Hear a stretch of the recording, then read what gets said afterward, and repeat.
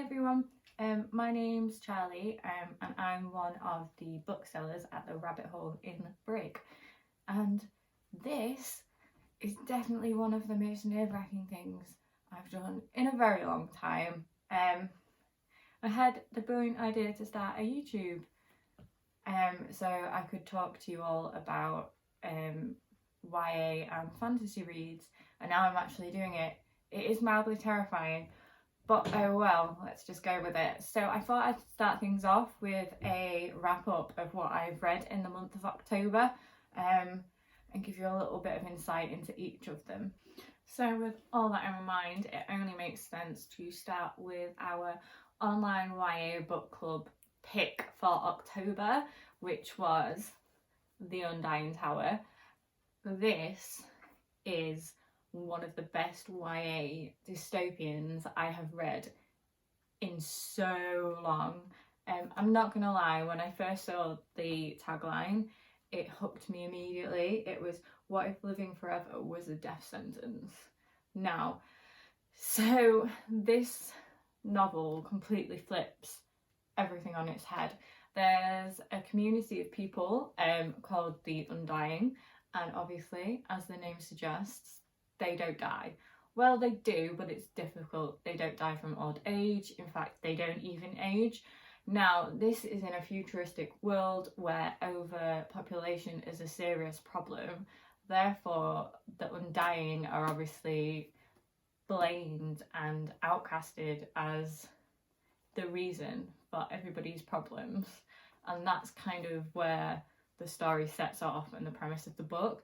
This is actually the first in what's going to be a trilogy, and I already cannot wait for the second and third one.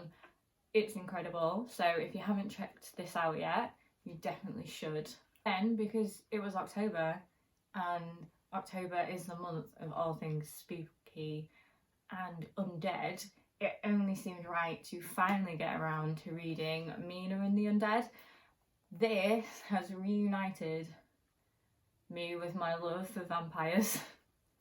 So I don't know about you, but there was a lot of vampires a few years ago, and I kind of got like a bit overwhelmed with it and haven't really read anything vampire related since.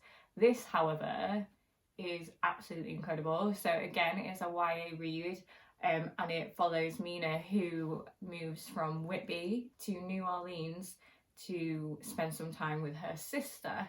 Now, this is where things get a bit tricksy and hairy for Mina. There is a murder mystery, haunted houses. It really plays on the idea of once you know vampires are real, how are you going to feel about that? What's the reality of that? It's absolutely incredible.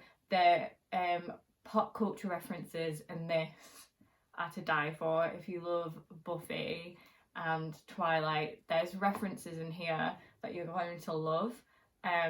Again, this one has Mina and the Undead. Amy has just let us all know on social media that there is going to be a sequel coming next year. So again, can't wait for that. But if you're looking for something that has amazing sisterly relationships, a bit of a murder mystery with some vampires thrown in, this is definitely one to go for.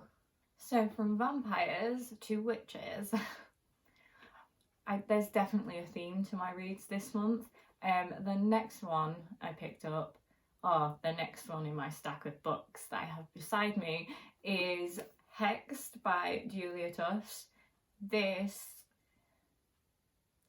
is the kind of book that you read and wish you'd had around when you were younger.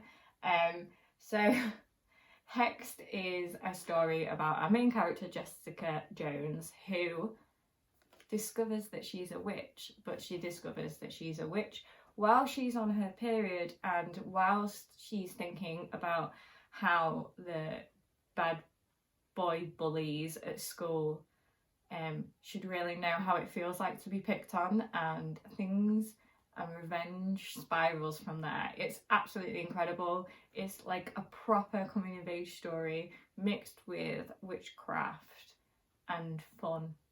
Like, if you're looking for a really fun read, this is going to be it.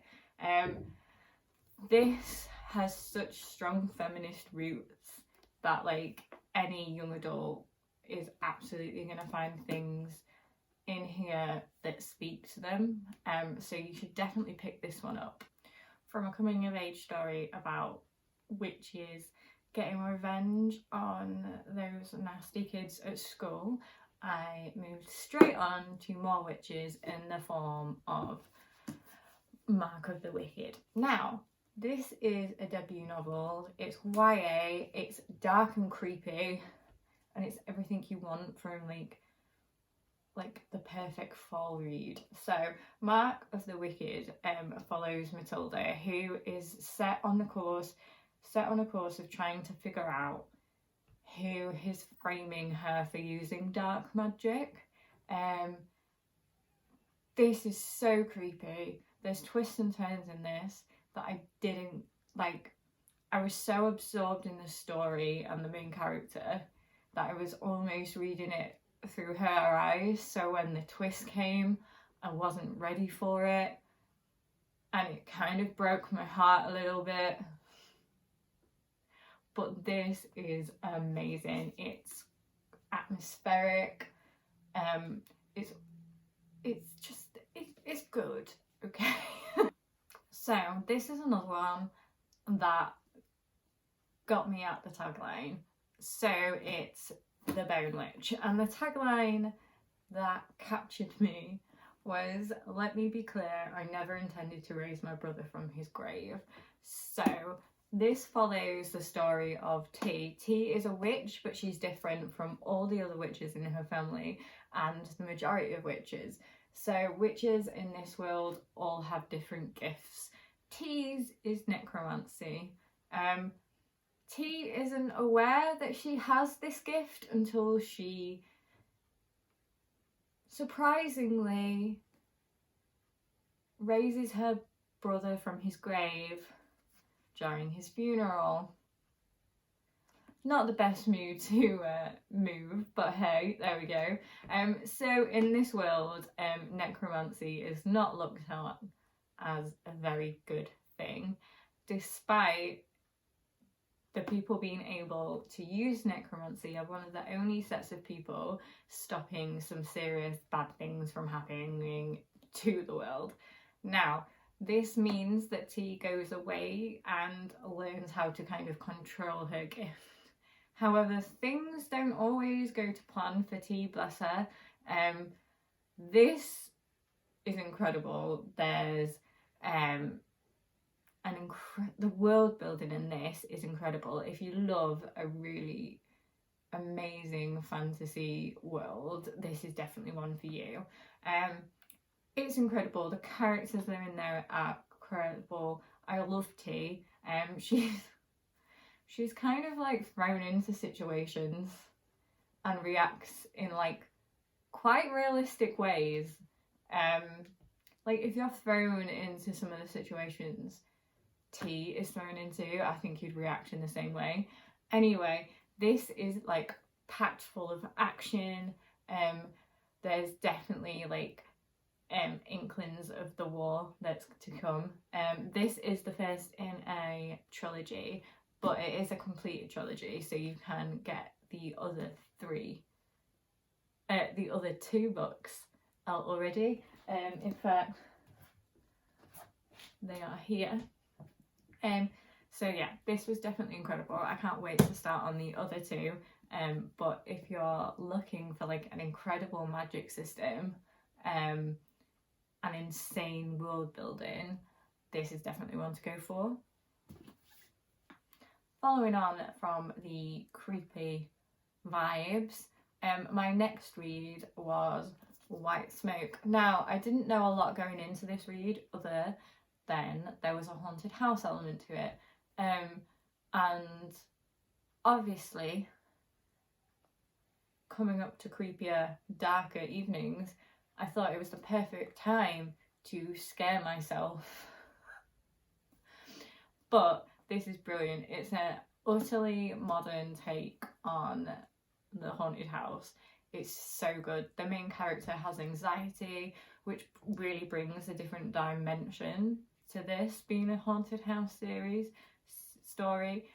The twist in this terrified me, and if it happened in real life, and this is even remotely based on a true story, I don't know what to do with that information.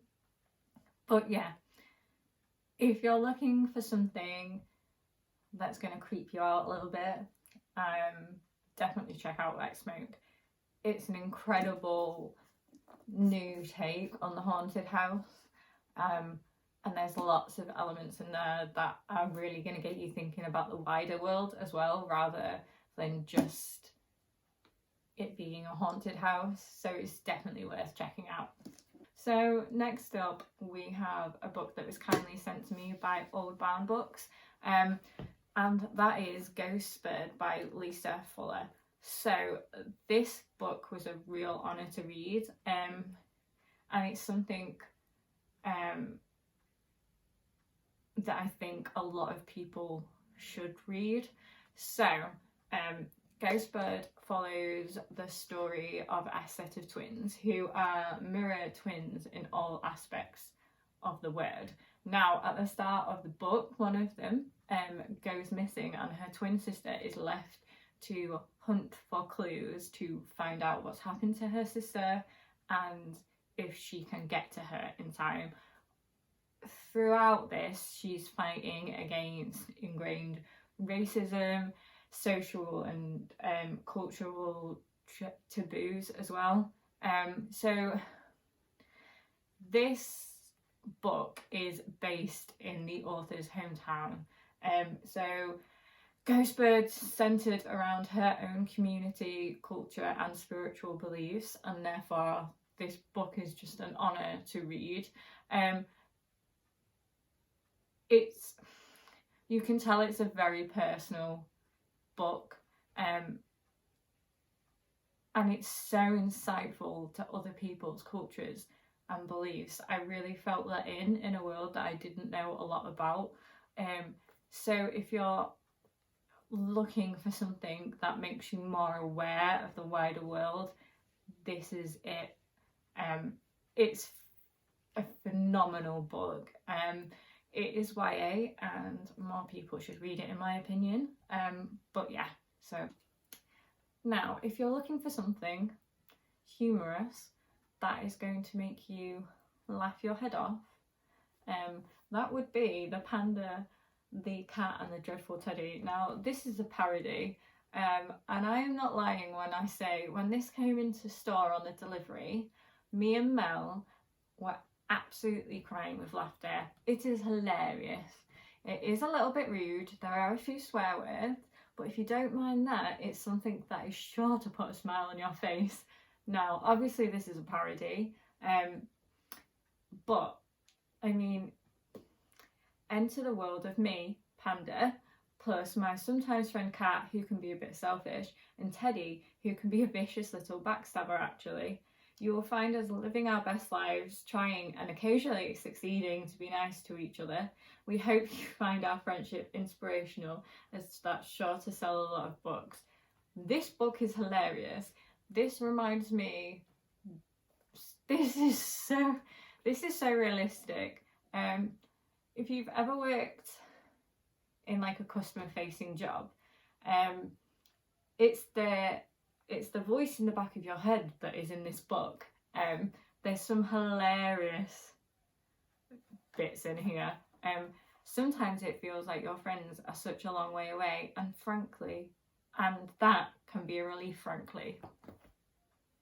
This is great. If you want something that is hilarious, that is going to make you cry with laughter, and it's just a bit of fun, this is superb. I've read this through multiple times and I still keep it on my bedside table just for when I need a little bit of a chuckle, because, you know, it is the perfect book for that. And the illustrations are just beautiful. So what more could you want? The next book is something that I couldn't resist getting when it came into the shop, and that is The Nightmare Before Christmas, written and illustrated by Tim Burton. I adore the film of this. I was actually gifted it for a Christmas present when I was younger on video cassette, and that video has been played so many times that I doubt it still works. Now, I still own the video cassette.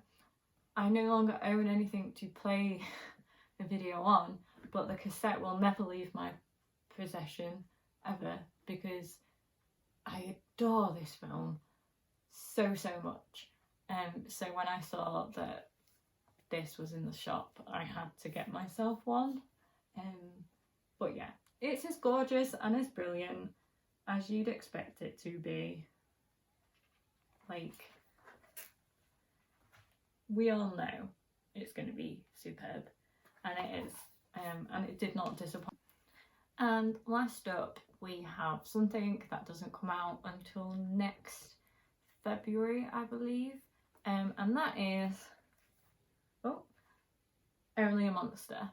Now, this is the first in a planned trilogy, and I adored this book.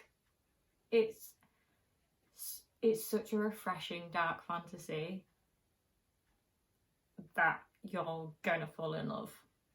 It's brilliant. The world's brilliant, the premise is incredible. It totally questions the idea of who the monsters are, and if monsters and heroes are like born or made. Like, just because you're born with a certain power, does that mean you're innately a bad person? So this follows the story of Joan, who goes to spend some time with her family over the summer holidays, and discovers that maybe she's not all that she thinks she is. So her family on her mother's side are actually monsters, and this story kind of follows the premise of discovering that you're a monster, and then to top it off, she has to team up with Aaron, who is a fellow monster but also an enemy, to go on this adventure to try and save the people that she cares about. It's incredible. I don't want to give too much away because it doesn't come out until next year, but it is definitely one that, even though I've read the proof, I will be buying a physical copy of. I adored the story and the characters. There's a real enemy to a lovers / friendship twist in there. I adore Aaron, and the kind of conversation and things that go between him and Joan. It's a great book. You should definitely check it out when it comes out next year. And I hope that book 2 and book 3 are on the way. I know that they're planned at this moment, but there's no confirmation that I'm aware of as yet. But when I know different, I will let you all know. That wraps up all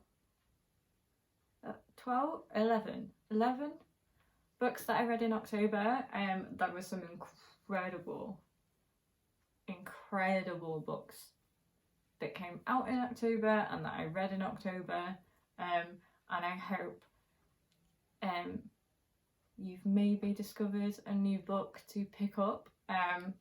But yeah, this has been my October reads, and I will see you next time. Bye.